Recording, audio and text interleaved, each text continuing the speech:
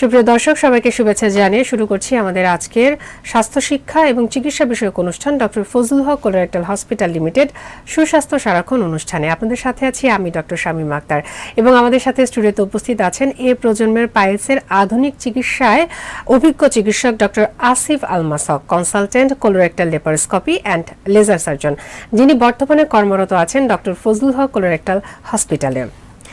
Sir, আসসালামু আলাইকুম। আমাদের স্টুডিওতে আপনাকে স্বাগতম জানাচ্ছি। ওয়ালাইকুম আসসালাম। আশা করি দর্শকরা সবাই ভালো আছেন।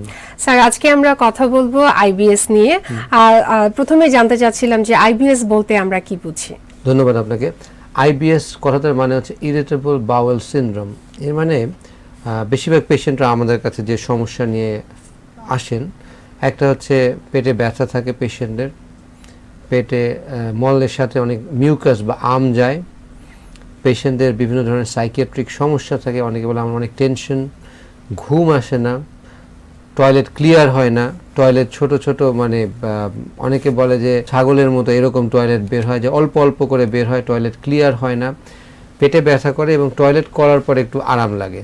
সবারই পেটে গ্যাসের অনেক সমস্যা থাকে, অনেকে বলে খাবার গিলতেই পারে না, মানে বিভিন্ন রকমের সমস্যার কথা বলে এবং আমাদেরকে অনেক সময় বুঝতে অসুবিধা হয় যে আসলে তার সমস্যাটা কী। অনেক সময় পেশেন্টরা দেখা যায় একদম পুরো লিস্ট করে নিয়ে আসে যে এই সমস্যা, এত সমস্যা যে স্যার তার নিজেরই মনে থাকে না। স্যার, কি ধরনের কমপ্লেইন নিয়ে আসে বা কি উপসর্গ দেখা দেয়? উপসর্গ এই পেশেন্টের আসলে তেমন কোনো ফিজিক্যালি খুব বেশি কিছু পাওয়া যায় না।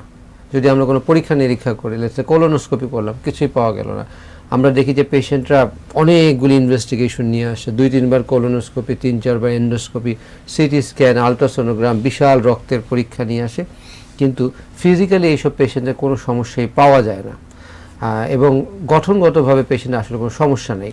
পেশেন্টের বড় সমস্যা হচ্ছে পেটে ব্যথা, অনেক সময় শারীরিক অন্যান্য জায়গায় ব্যথা থাকতে পারে, অনেকে স্ট্রেস থাকে, টেনশন থাকে, কিছু কিছু খাবার দাবারে পেশেন্টরা বলে যে একেবারেই হজম হয় না, যেমন দুধ, শাক এই জাতীয় খাবার পেশেন্ট একেবারেই হজম করতে পারে না, একটু তেল চর্বি মশলা জাতীয় খাবার যদি খায় সেটাও হজম করতে পারে না।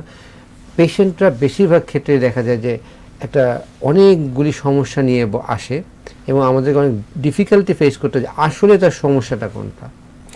তাহলে স্যার আমরা কিভাবে আইডেন্টিফাই করব যে আমাদের আইবিএস হয়েছে? আচ্ছা, পেশেন্টের আমাদেরকে অনেক সমস্যার কথাই বলবে, বাট একজন অভিজ্ঞ ডাক্তার ফিল্টার আউট করবে যে আসল সমস্যাগুলি কোনটা এবং সেগুলি ফিল্টার আউট করে ওই অনুযায়ী সে পরীক্ষাগুলি দিবে। যেমন পেশেন্ট যদি বলে যে তার টয়লেট ক্লিয়ার হচ্ছে না, বারে বারে টয়লেটে যাওয়া লাগছে, দিনে দেখা যাচ্ছে 5-6 বার টয়লেটে যাওয়া লাগছে, টয়লেটের সাথে আম যাচ্ছে বা মিউকাস যাচ্ছে, তাহলে স্বাভাবিকভাবে প্রথম পরীক্ষা হবে কোলোনোস্কোপি। আমরা কোলোনোস্কোপি করতে দিই পেশেন্টকে, করে দেখবো যে তার কোনো সমস্যা আছে কি না। পেশেন্ট যদি পেটে ব্যথা থাকে হয়তো আমরা একটা সিটি স্ক্যান দিতে পারি এই পেশেন্টের, 2-1 রক্তের পরীক্ষা দিলাম এবং বেশিরভাগ ক্ষেত্রে কোনো পরীক্ষাতেই কোনো সমস্যা পাওয়া যায় না এবং এতে পেশেন্টরা খুশি না হয় আরও ফ্রাস্ট্রেটেড হয়ে যায় যে কেন পাওয়া যাচ্ছে না, তার কি কোনো জায়গায় কোনো হিডেন কোনো সমস্যা আছে নাকি, যেটাতে ক্যান্সার হতে পারে, ফিউচারে উনি মারা যেতে পারেন, এই ধরনের মানসিক টেনশন তার মধ্যে কাজ করে। আইবিএস থেকে কি এই ধরনের কোনো টার্মে রূপান্তরিত হওয়ার চান্স আছে? না, অ্যাবসলিউটলি নট। এবং আইবিএস এর পেশেন্ট অনেক সময় দেখলে বোঝাও যায় না, একদম ফিট একটা পেশেন্ট, সবই ঠিকঠাক আছে, কিন্তু ওই পেশেন্টের গত 5 বছর ধরে আইবিএস এ ভুগছেন, বাইরের দিক দিয়ে দেখে কোনো বোঝা যায় না। এবং মজার বিষয় হচ্ছে আইবিএস যদি দীর্ঘদিনও থাকে কোনো পেশেন্টের, এখান থেকে কোনো ভয়াবহ রোগ হওয়ার চান্স কিছুই নেই। হ্যাঁ, এক্ষেত্রে আমরা মানে এসব ক্ষেত্রে আমাদের ফ্যামিলিয়ার কোনো হিস্ট্রি কি আছে? না, ফ্যামিলির হিস্ট্রি থাকে না, ফ্যামিলির হিস্ট্রি থাকে না, বাট এই পেশেন্টদের অনেক সময় প্রিভিয়াস কোনো বেদনাদায়ক হিস্ট্রি থাকতে পারে, প্রিভিয়াস কোনো ট্রমা, ফ্যামিলি ট্রমার হিস্ট্রি থাকতে পারে, কোনো অ্যাক্সিডেন্ট বা কোনো খারাপ কিছু ঘটেছিল তার ক্ষেত্রে, এই ধরনের হিস্ট্রি থাকতে পারে যেগুলি পেশেন্টরা আসলে কখনোই কাউকে বলতে চায় না, ডাক্তারকেও বলে না। তাহলে স্যার আমরা কিভাবে এর ট্রিটমেন্ট করে থাকি? রাইট, এই আইবিএসকে বলা হয় একটা সাইকোসোম্যাটিক ডিসঅর্ডার। সাইকোসোম্যাটিক মানে কিছু মেন্টাল অংশ আছে, কিছু সাইকোলজিক্যাল অংশ আছে, সোম্যাটিক মানে কিছু ফিজিক্যাল অংশ আছে। তো অবশ্যই আমরা পেশেন্টের সব কিছু অ্যাসেস করি, পেশেন্টের সমস্যা কি হচ্ছে। কোনো পেশেন্ট বলছে স্যার আমার বারে বারে টয়লেট হচ্ছে, আমার ডায়রিয়া হচ্ছে, আমার মিউকাস যাচ্ছে, এইসব পেশেন্টের আমাদেরকে ডায়রিয়া প্রিভেনশন করার মতো ঔষধ আমরা দিই, এটা ডায়রিয়া প্রিডমিনেন্ট। কিছু কিছু পেশেন্ট আছে যাদের কনস্টিপেশন বেশি হচ্ছে, আপনি খেয়াল করলে দেখবেন আমরা যখন আমাদের পরীক্ষার সময় কারো কারো বারে বারে টয়লেট আসছে, কারো কারো টয়লেট বন্ধ হয়ে যাচ্ছে, তার মানে হচ্ছে টেনশনের সাথে আমাদের খাদ্যনালী কিন্তু রিলেটেড। অনেক পেশেন্টের ঘুম আসে না, তো আমরা পেশেন্ট থেকে বলে ঘুমান, ঘুম যদি না হয় আপনি ঘুমের ঔষধ আমি দিয়ে দিচ্ছি, 1 সপ্তাহ ঠিক মতো ঘুমালে আস্তে আস্তে ঘুমের সাইকেল ঠিক হয়ে যাবে। অনেক পেশেন্ট আছে অকারণে টেনশন, পেশেন্ট বলে স্যার এই রোগটাই তো আমার সবচেয়ে বড় টেনশন। তো আমরা বলে দিই আপনাকে যদি আমি প্রমাণ করে দিই যে এই রোগটা খারাপ কিছু না, তাহলে টেনশন কমবে। পেশেন্ট বলে ওকে স্যার। বেশিরভাগ পেশেন্টের ক্ষেত্রে একটু ফিজিওথেরাপি, সাইকোথেরাপি, অনেককে মেডিটেশন করতে বলা হয়, টেনশন রিলিফ করতে বলা হয়। যাদের অবস্থা খুব সিভিয়ার তাদেরকে বলা হয় আপনি একজন সাইকিয়াট্রিস্টের সাথে কথা বলেন। এখন যখন পেশেন্ট জানে তার আসলে কোনো সমস্যা নেই, বেশিরভাগ ক্ষেত্রে পেশেন্টরা ভালো ফিল করে। আর পেশেন্টের ক্ষেত্রে এছাড়াও যদি পেশেন্টের পেটে ব্যথা থাকে তাহলে পেটে ব্যথার ঔষধ দেওয়া হয়। মানে এই পেশেন্টের আসলে কোনো স্পেসিফিক ঔষধ নেই, উপসর্গ বুঝে আমরা ওইভাবে ঔষধ দিই। পেটে ব্যথা আছে, পেটে ব্যথার ঔষধ, কনস্টিপেশন আছে, কনস্টিপেশনের ঔষধ, এইভাবে আমরা পেশেন্টদেরকে ম্যানেজ করি।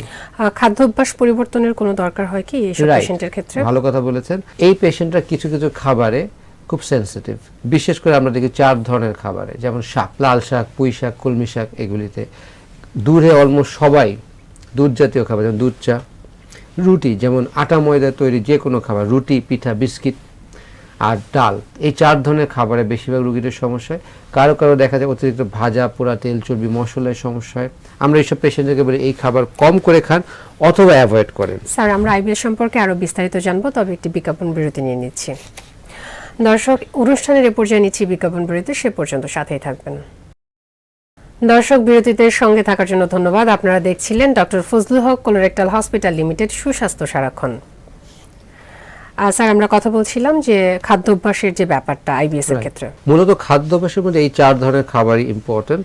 বাট আমরা পেশেন্টকে আরও বলি যে আপনি নিজে দেখেন যে আপনার অন্য কোনো খাবারের সমস্যা হয় কিনা। কেউ কেউ বলে গরুর মাংসে, সাধারণত গরুর মাংসের সমস্যা হওয়ার কথা না। মেইনলি আইবিএসটা হয় প্ল্যান্ট থেকে বা গাছপালা থেকে যেসব খাবার হয়, যেমন শাক, ডাল, গম, এই টাইপের খাবার থেকে হয়। অতিরিক্ত চিনিযুক্ত খাবার বা প্রিজারভেটিভ দেওয়া আছে এই ধরনের খাবার থেকেও আইবিএস হতে পারে। 1 নাম্বার। পেশেন্টকে আমরা আরও বলি যে কার ঘুম কম হচ্ছে, দেখা যায় অনেক পেশেন্ট ঘুমই হয় না, কারণ আপনার খাবার হজম হয় ঘুমের মধ্যে, টয়লেট তৈরি হয় ঘুমের মধ্যে। ঘুম ঠিক মতো যদি না হয় টয়লেট ক্লিয়ার হবে না। এই ক্ষেত্রে আমরা কি কি প্রিভেন্টিভ মেজারমেন্ট নিতে পারি বা এটাকে প্রতিহত করার উপায়টা কি? এটা প্রতিহত করার আসলে কিছু নেই। যখন পেশেন্ট আসে, পেশেন্টকে মেইনলি পেশেন্টের সাথে কথা বলা, পেশেন্টকে বোঝানো, পেশেন্টকে প্রমাণ করে দেওয়া যে আপনার কোনো বড় সমস্যা নেই, এবং তাকে সিমটোম্যাটিক ট্রিটমেন্ট দেওয়া হয়। লাইফস্টাইল মডিফিকেশনের জন্য কিছু বলা হয়, যেমন ঘুমের ব্যাপারটা বললাম, রেগুলার 1 ঘন্টা এক্সারসাইজ করতে বলি, এক্সারসাইজ খুব হেল্প করে। টেনশনটাকে অ্যাভয়েড করতে বলি, যদি একেবারে অ্যাভয়েড না করতে পারি টেনশনের ঔষধ খান, অ্যান্টি অ্যাংজাইটি ঔষধ খান। মেইনলি লাইফস্টাইল মডিফিকেশন যদি করে এবং যদি ঔষধগুলি খায়, অলমোস্ট সব পেশেন্ট ভালো হয়ে যায়। স্যার, ধন্যবাদ আপনাকে। আপনি যদি আমাদের দর্শকদের আইবিএস সম্পর্কে একটু কিছু বলতেন। ধন্যবাদ। দর্শকদের ক্ষেত্রে আমি একটা কথাই বলবো যে যখন আপনার কোনো সমস্যা হবে, বিশেষ করে আমরা এখন যে কথাগুলি বললাম, এই ধরনের সমস্যা হলে প্রথমে একজন বিশেষজ্ঞ ডাক্তারের কাছে যাবেন এবং সেই ডাক্তার প্রমাণ করবে এটাকে আইবিএস অন্য কোনো রোগ। কারণ একই সমস্যা কিন্তু 2 ধরনের রোগের হতে পারে। ইভেন ক্যান্সারের রোগীরও কিন্তু এই ধরনের সমস্যা হতে পারে। বাট তাই বলে এই নয় যে আপনার ক্যান্সার হয়েছে, বাট এটা জানা দরকার যে আপনার ক্যান্সার হয়েছে কিনা। সঠিক পরীক্ষা, সঠিক ডাক্তার যদি সঠিক উপদেশ দেয় এবং সময় মতো আপনি যদি চিকিৎসা নেন, আপনার সব সমস্যার সমাধান হয়ে যাবে ইনশাআল্লাহ।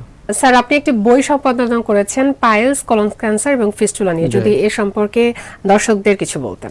আমি একটা বই সম্পাদনা করেছি পাইলস, ফিস্টুলা এবং কোলন ক্যান্সারের উপরে, যেটা বইটি লিখেছেন আমাদের শ্রদ্ধেয় doctor A K Fazlul Haq sir. এবং এই বইটা মূলত লেখা যে এইসব রোগ একটা অনেক পেশেন্টরাই সবার সাথে ডিসকাস করতে চায় না। অনেকে ভাবে এটা গোপন রোগ, এটা কি ব্যাপার, সবাই কি বলবে, বিভিন্ন রকম চিন্তা ভাবনা চলে এবং অনেক পেশেন্ট অনেক দেরি করে। তো এই বইটা পড়লে পেশেন্টরা বুঝতে পারবে যে আমাদের সঠিক লাইফস্টাইল কি হওয়া উচিত এবং এই ধরনের সমস্যা বা উপসর্গ যদি হয় আমার কোন ডাক্তারের কাছে যাওয়া উচিত, এবং কিছু ঘরোয়া চিকিৎসা, যে বাসায় বসেই হয়তো কোষ্ঠকাঠিন্য বা পাইলসের চিকিৎসাগুলি, প্রাইমারি ট্রিটমেন্ট আমি কি করব, আমি হয়তো ডাক্তারের কাছে যাব কিন্তু 7 দিন পরে যাব, এই 7 দিনের মধ্যে আমি কি ট্রিটমেন্ট নিতে পারি আপাতত যাতে রোগটা না বাড়ে, এই ধরনের কথাগুলি আমরা এই বইটা লিখেছি। পেশেন্টরা এই বইটা পড়েছে এবং অনেক লাইব্রেরিতে বইটা কিন্তু রাখা আছে। পেশেন্টরা বলেছে তারা অনেক উপকৃত হয়েছেন এই বইটা পড়ে। তো আমি সবাইকে বলবো যে এই বইটা আপনি কালেক্ট করতে পারেন। আপনার যদি এই রিলেটেড রোগ থাকে, ইভেন যদি নাও থাকে, আপনি কীভাবে এই ধরনের রোগ প্রিভেন্ট করতে পারেন সেই জন্য এই বইটা পড়তে পারেন। ধন্যবাদ। দর্শক, আপনারা দেখছিলেন doctor Fazlul Haque colorectal hospital limited সুস্বাস্থ্য সারাক্ষণ অনুষ্ঠান। আমরা আগামী পর্বে আবার হাজির হব নতুন কোনো বিষয় নিয়ে। সে পর্যন্ত ভালো থাকবেন, সুস্থ থাকবেন, আমাদের সাথে থাকবেন। আল্লাহ হাফেজ।